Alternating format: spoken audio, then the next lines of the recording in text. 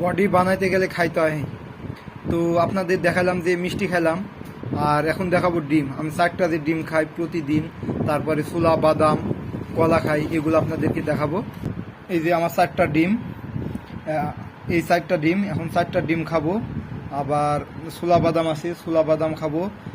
কলা আছে, কলা খেয়ে ফেলছি সকালে, তো কলা আপনাদেরকে দেখানো হবে। তো এই ডিমগুলো এখন খাবো। হ্যাঁ, এই ডিমটা একটু হাফ বয়েল সিদ্ধ হয়েছে, সেজন্য এই ডিমটাকে এইভাবে খেয়ে নেব। ডিমটা খোসা উঠছে না, হ্যাঁ, এই জন্য ডিমটা হাফ বয়েল হয়েছে। ডিমটা এখন খেয়ে নেব।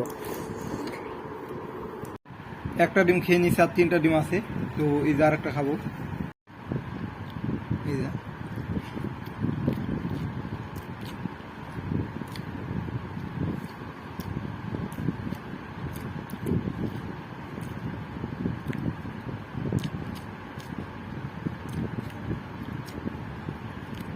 আরও একটা হয়।